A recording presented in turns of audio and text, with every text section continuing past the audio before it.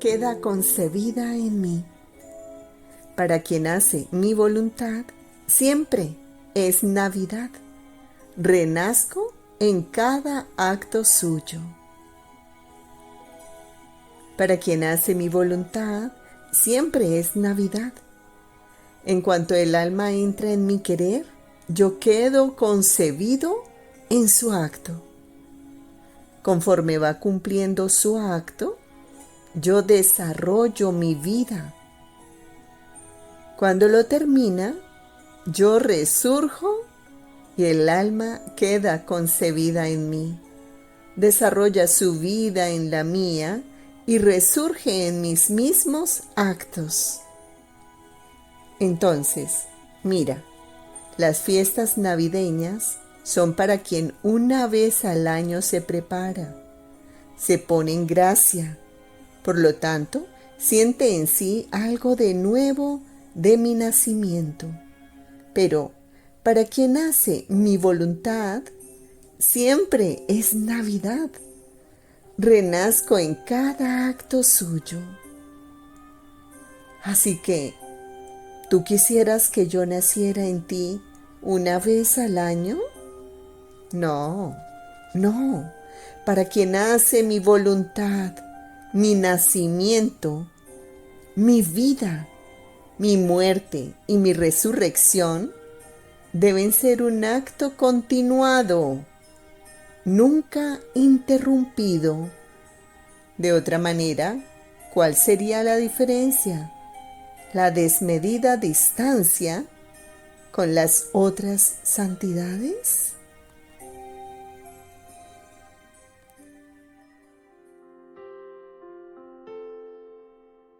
Lectura del Santo Evangelio según San Juan.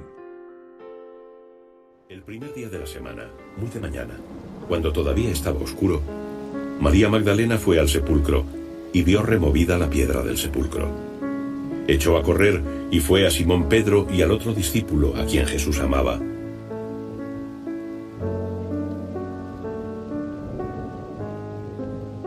Y les dijo: se han llevado al Señor del sepulcro y no sabemos dónde lo han puesto.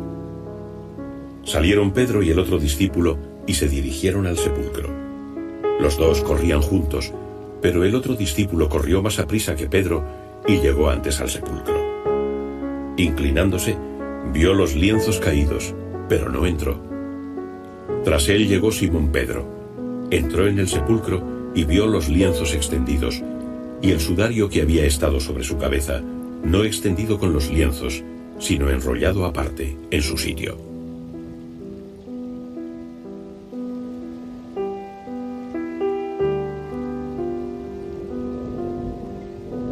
Entró entonces también el otro discípulo, que había llegado antes al sepulcro, y vio y creyó, pues todavía no habían entendido que según la Escritura debía resucitar de entre los muertos. Palabra del Señor. Gloria a ti, Señor Jesús. El Evangelio del Reino de la Voluntad Divina. Con María en el cenáculo del Evangelio. Juan 20, 4. Los dos iban corriendo juntos, pero el otro discípulo corrió más aprisa que Pedro y llegó primero al sepulcro. Todos venían a mí diciéndome que habían visto a Jesús resucitado, que el sepulcro estaba vacío. Del libro La Reina del Cielo en el Reino de la Divina Voluntad. La hora del triunfo. Hija bendita, tú sabes que yo estuve presente en la resurrección de mi Hijo, pero no hice mención a ninguno, esperando que Jesús mismo manifestara que había resucitado glorioso y triunfante. La primera que lo vio resucitado fue la afortunada Magdalena.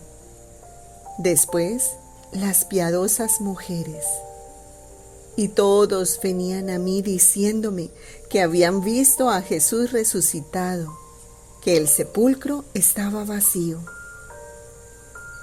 Y yo escuchaba a todos y con aire de triunfo confirmaba a todos en la fe de la resurrección.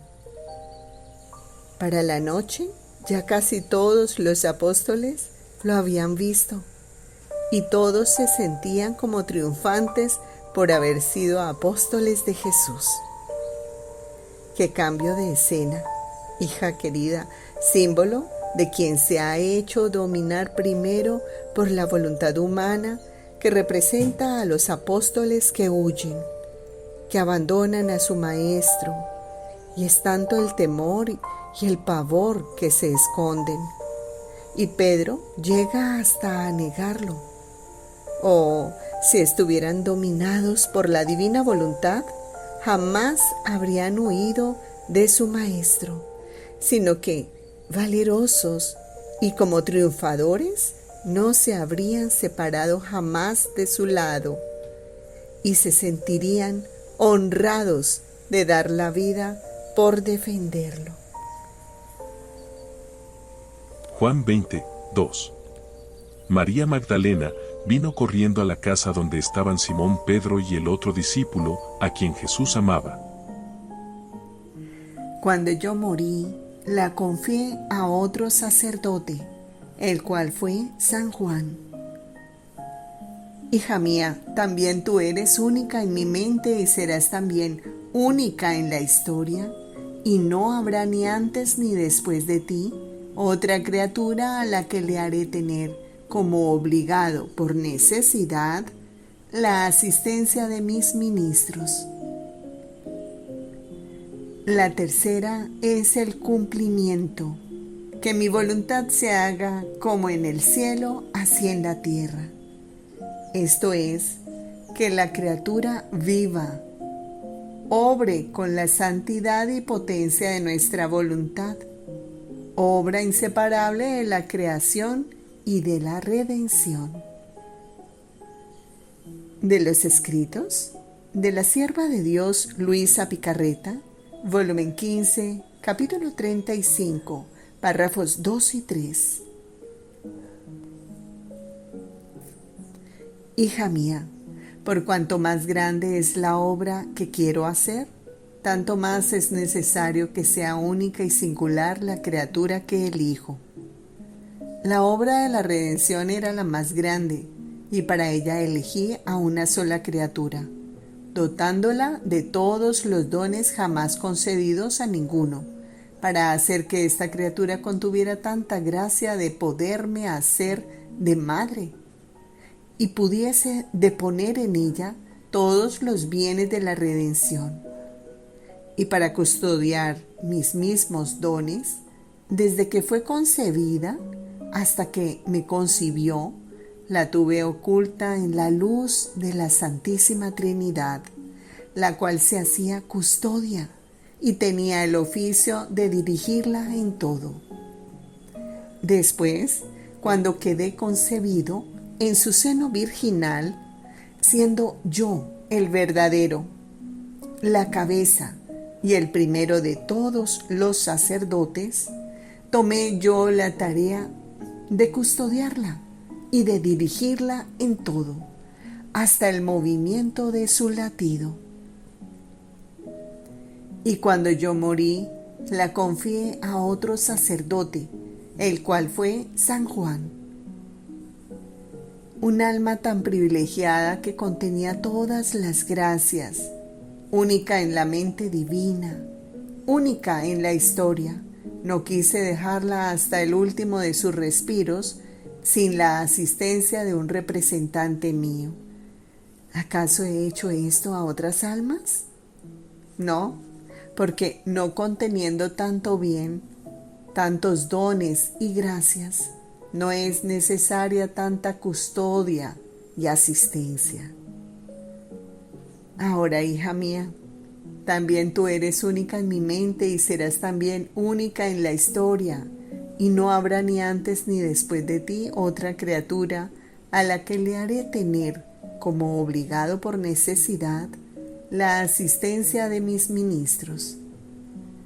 Habiéndote elegido para poner en ti la santidad, los bienes, los efectos, la actitud de mi suprema voluntad, era conveniente, justo, decoroso para la misma santidad que contiene mi querer, que un ministro mío te asistiera y fuera el primer depositario de los bienes que mi voluntad contiene, y de su regazo hacerlos pasar a todo el cuerpo de la iglesia.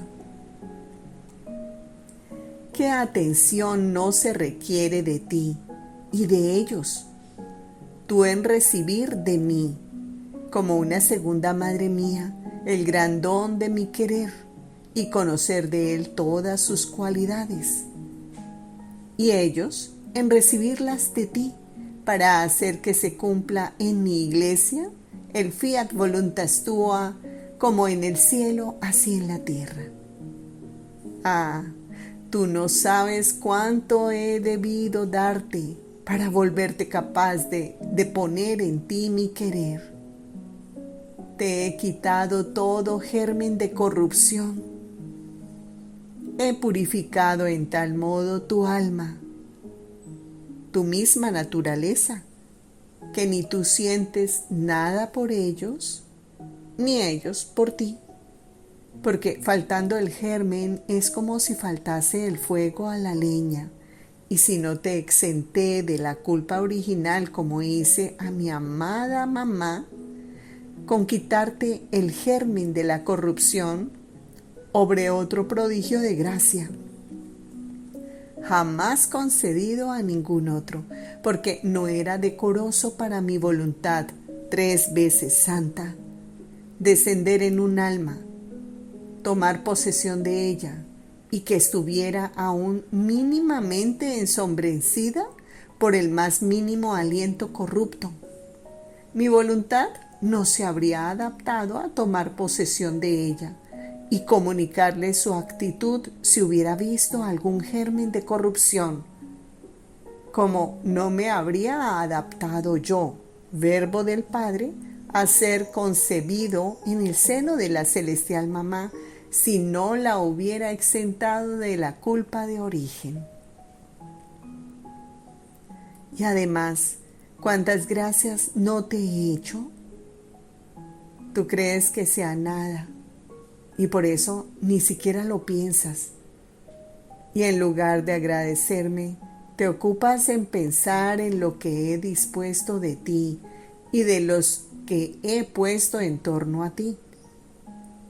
Mientras que yo quiero que sigas solo mi querer. Tú debes saber que este cumplimiento de mi voluntad es tan grande que entra en las obras más grandes que la divinidad ha obrado, y quiero que sea conocido, a fin de que, al conocer la grandeza y los bienes inmensos que contiene, lo amen, lo estimen y lo deseen. 3 veces la divinidad suprema decidió obrar ad extra.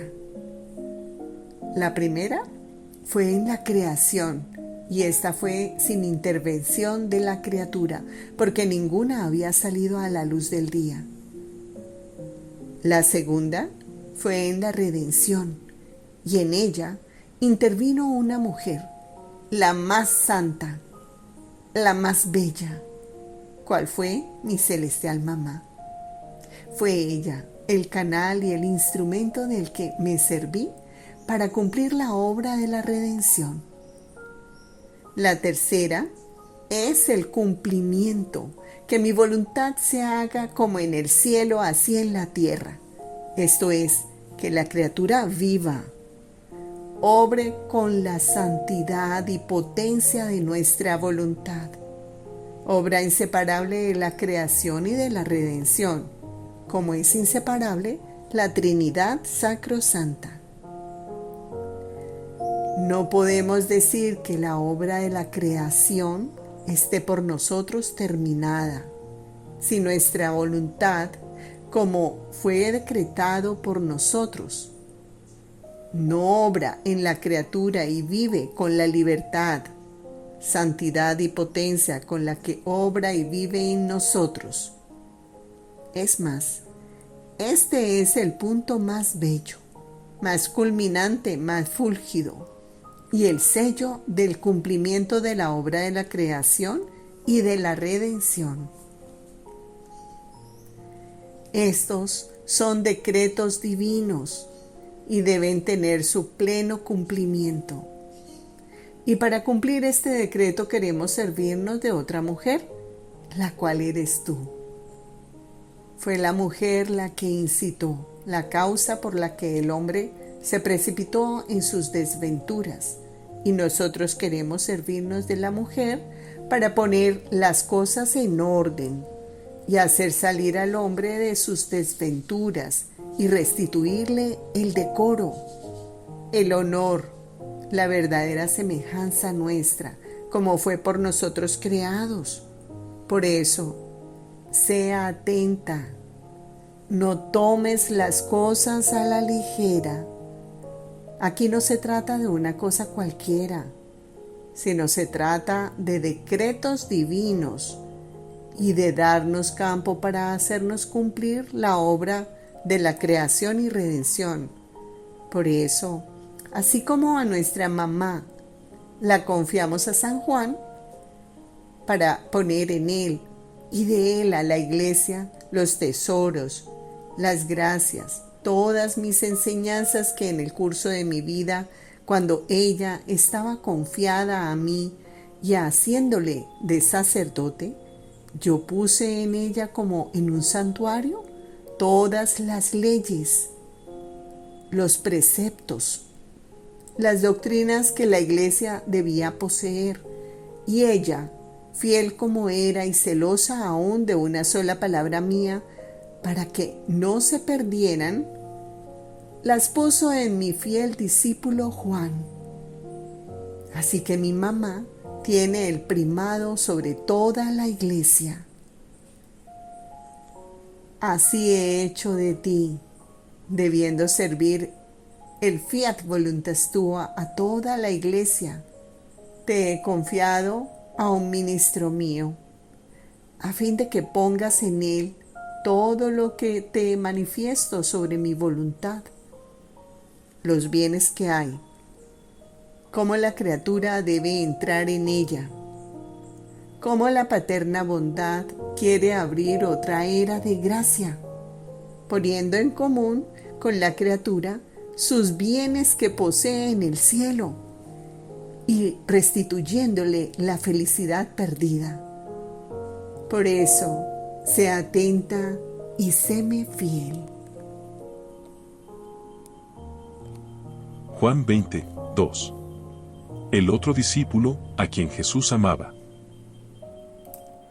Jesús tomaba la última cena con sus discípulos. De los escritos de la sierva de Dios Luisa Picarreta, volumen 13, capítulo 22. La voluntad en el hombre es lo que más semeja a su Creador. La voluntad humana es el depósito de todo el obrar del hombre. Estaba pensando en el momento en el que mi dulce Jesús tomaba la última cena con sus discípulos y mi amable Jesús en mi interior me ha dicho: hija mía, mientras cenaba con mis discípulos, no era solo a ellos a quienes tenía a mi alrededor, sino a toda la familia humana. Una por una las tenía junto a mí. Las conocí todas, las llamé por su nombre. También te llamé a ti y te di el puesto de honor entre Juan y yo, y te constituí pequeña secretaria de mi querer.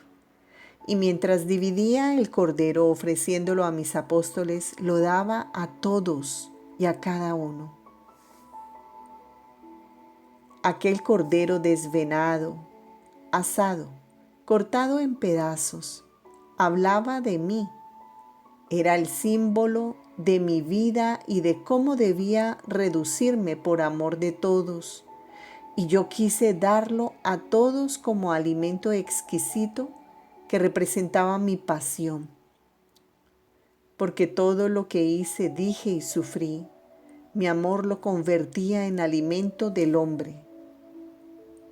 Pero ¿sabes tú por qué llamé a todos y les di el cordero a todos?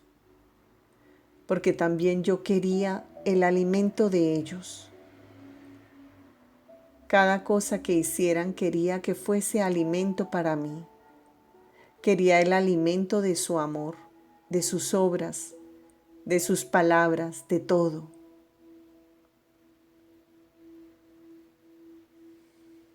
Y yo, amor mío, ¿cómo puede ser que se convierta en alimento para ti nuestro obrar? Y Jesús, no es solo de pan que se puede vivir, sino de todo aquello a lo que mi voluntad da la virtud de poder hacer vivir.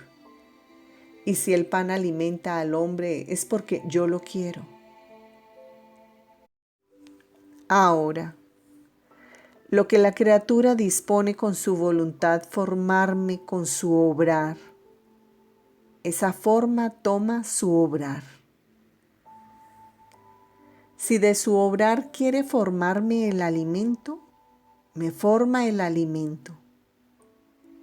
Si de su obrar quiere formarme amor, me da el amor. Si reparación, me forma la reparación. Y si en su voluntad me quiere ofender, con su obrar me forma el cuchillo para herirme y tal vez aún para matarme. Después ha agregado: la voluntad en el hombre es lo que más lo asemeja a su Creador. En la voluntad humana he puesto parte de mi inmensidad y de mi potencia, y dándole el puesto de honor, la he constituido reina de todo el hombre y depositaria de todo su obrar.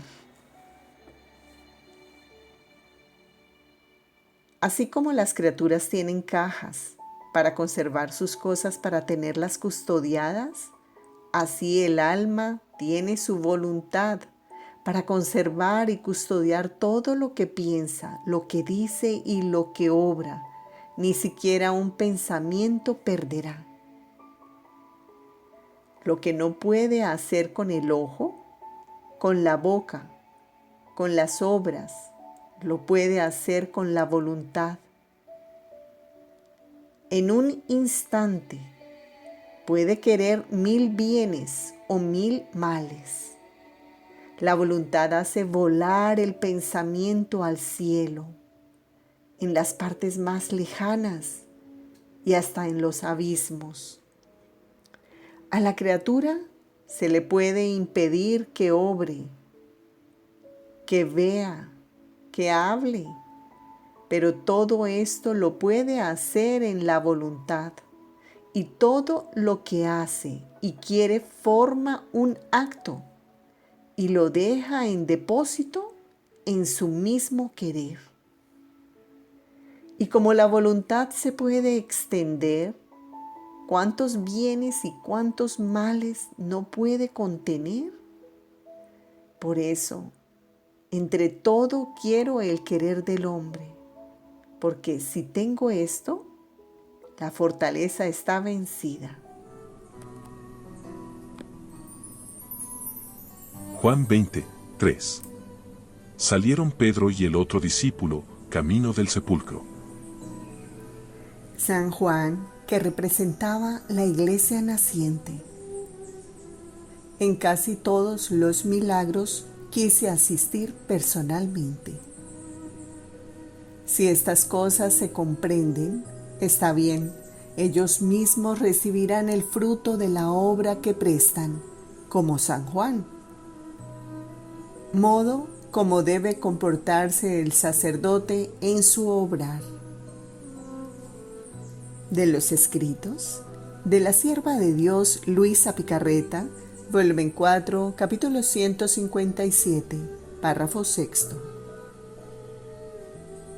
Mi potencia se extendía por doquier, y desde cualquier lugar que me encontrara podía realizar los más estrepitosos milagros. Sin embargo, en casi todos los milagros quise asistir personalmente, como al resucitar a Lázaro. Fui, hice quitar la lápida, lo hice desatar, y después con el imperio de mi voz lo volví a llamar a la vida. Al resucitar a la niña, la tomé de la mano con mi mano derecha, llamándola nuevamente a vida. Y tantas otras cosas que están registradas en el Evangelio, que a todos son conocidas, quise asistir con mi presencia. Esto enseña, estando encerrada la vida futura de la Iglesia en la mía, el modo como debe comportarse el sacerdote en su obrar. Y estas son cosas que se refieren a ti, pero en modo general, tu lugar propio lo encontrarán sobre el Calvario.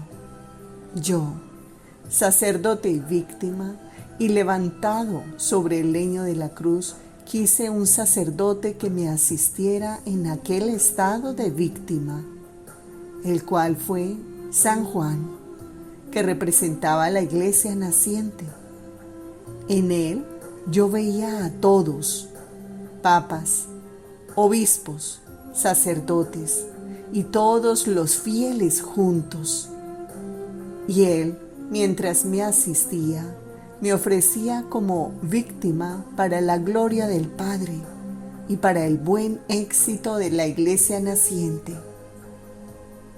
Esto no sucedió por casualidad, que un sacerdote me asistiera en ese estado de víctima, sino que todo fue un profundo misterio, predestinado desde eterno en la mente divina, significando que al escoger a un alma víctima por las graves necesidades que en la iglesia hay, un sacerdote me la ofrezca, me la asista, la ayude y la anime a sufrir. Si estas cosas se comprenden, está bien. Ellos mismos recibirán el fruto de la obra que prestan, como San Juan. ¿Cuántos bienes no recibió por haberme asistido en el Monte Calvario? Si en cambio no hacen otra cosa que poner mi obra en continuos conflictos, desviando mis más bellos designios. Juan 20, 2. Se han llevado del sepulcro al Señor y no sabemos dónde lo habrán puesto. Siento que se te escapan dolorosos latidos. Son por las almas perdidas. De la tercera hora de la pasión de nuestro Señor Jesucristo en la cena legal. Jesús, tu corazón queda traspasado al ver a tus amados apóstoles débiles y vacilantes aún, especialmente el pérfido Judas que ya ha puesto un pie en el infierno. Y tú, desde el fondo de tu corazón amargamente dices: ¿cuál es la utilidad de mi sangre? He aquí un alma tan beneficiada por mí y está perdida. Y con tus ojos resplandecientes de luz lo miras, como queriendo hacerle comprender el gran mal cometido. Pero tu suprema caridad te hace soportar este dolor y no lo manifiestas ni siquiera a tus amados discípulos. Y mientras te dueles por Judas, tu corazón quisiera llenarse de júbilo al ver a tu izquierda a tu amado discípulo Juan, tanto que no pudiendo contener más el amor, atrayéndolo dulcemente a ti, le haces apoyar su cabeza sobre tu corazón, haciéndole sentir el paraíso por adelantado. Es en esta hora solemne que en los dos discípulos vienen representados los dos pueblos, el réprobo y el elegido. El réprobo en Judas, que siente ya el infierno en el corazón, y el elegido en Juan, que en ti reposa y goza. Oh dulce bien mío, también yo me pongo cerca de ti, y junto a tu amado discípulo quiero apoyar mi cabeza cansada sobre tu corazón adorable y rogarte que me hagas sentir, aún sobre esta tierra, las delicias del cielo, y así, raptada por las dulces armonías de tu corazón, la tierra no sea para mí más tierra, sino cielo. Pero en esas armonías dulcísimas y divinas, siento que se te escapan dolorosos latidos. Son por las almas perdidas. Oh Jesús, no permitas que nuevas almas se pierdan.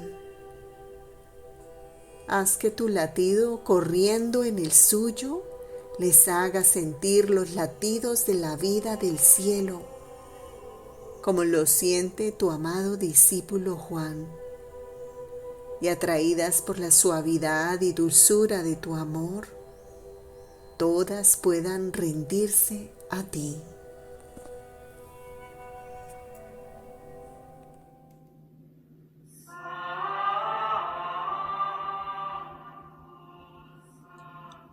Oh corazón misericordioso de mi Jesús, que para la salvación y la santificación de tantas almas te has dignado a conservar durante tantos años en la tierra a tu humilde sierva, Luisa, tu pequeña hija de la divina voluntad. Escucha mi plegaria, que ella sea glorificada enseguida por tu santa iglesia, y por su intercesión concédeme la gracia que humildemente te pido.